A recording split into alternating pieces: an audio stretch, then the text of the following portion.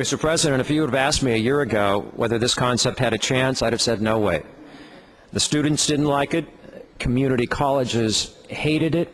Faculty, public employees worried about it. Legislators weren't really that interested. And there were competing ideas out there that were much more glamorous. But here we are. Senate Bill 242 does two things. It changes the legal status of these institutions from state agencies to public universities. And it puts community colleges and universities at the same table for the first time. A lot of people are surprised when they discover that universities and the way we treat them is no different than the way we treat DMV or the Department of Corrections. If Portland State needs help with the street variance downtown Portland, they have to go through the Justice Department to get an attorney.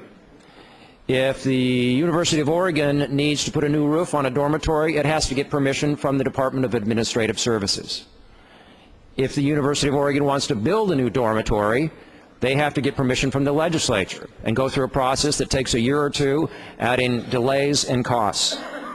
There are about a dozen similar, very pragmatic and practical changes in this bill that allow our universities to make day-to-day decisions without the micromanaging advice and consent of state government.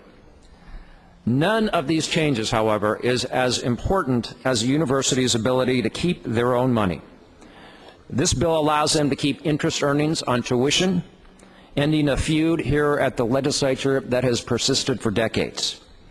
Most importantly, though, it prevents the legislature from raiding university funds. To me, it's fundamentally wrong for the legislature to take tuition money that originated from students and their families.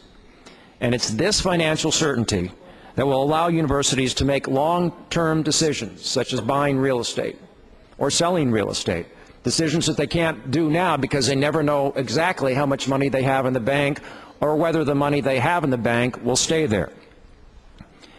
So in exchange for this new flexibility and autonomy comes new performance standards and higher expectations. In this new compact, the legislature and the newly created coordinating commission will set specific goals, such as higher graduation rates, financial assistance, and ways to make Oregon a stronger center for academic research. And in this bill, community colleges, as I mentioned, will sit together with universities for the first time in the history of Oregon.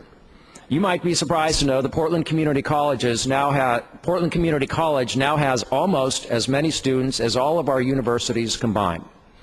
That's partly a function of our economy, but it's a testament to how much we are relying on our community colleges in Oregon.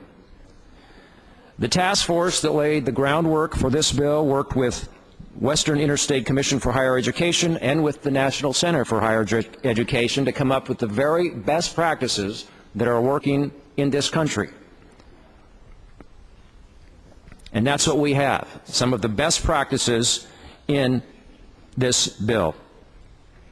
It may be a cliche to say that we're at a crucial juncture in higher education, but the truth is, if we don't do something now, our colleges and our universities will continue to drift into mediocrity and with no unified goal or any linkage to Oregon's future.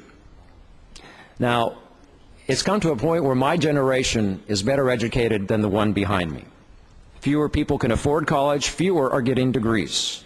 This is very, very troubling, not only for our state, but for our country. It doesn't really matter how we got here. The question is, what are we going to do about it? For every family in Oregon, rich, poor, middle class, college should not be a dream, it should be a plan. And so this new compact sets a new foundation for higher education in Oregon. I think it is audacious enough to reimagine a new way of creating opportunity and education for all Oregonians. And I don't see this as an endpoint. I see it as the beginning.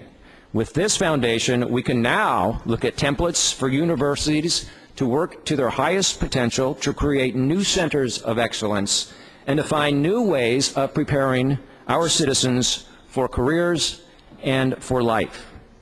Beginning here today, higher education is no longer taking a back seat to anything. In fact, this bill and its two companion bills acknowledge higher education may be the key to success in this state, to higher incomes, to greater learning, to a stronger workforce, all of which will make our state stronger. This is the first step. I urge your support today, and I urge you to roll up your sleeves to begin working on the next steps for tomorrow.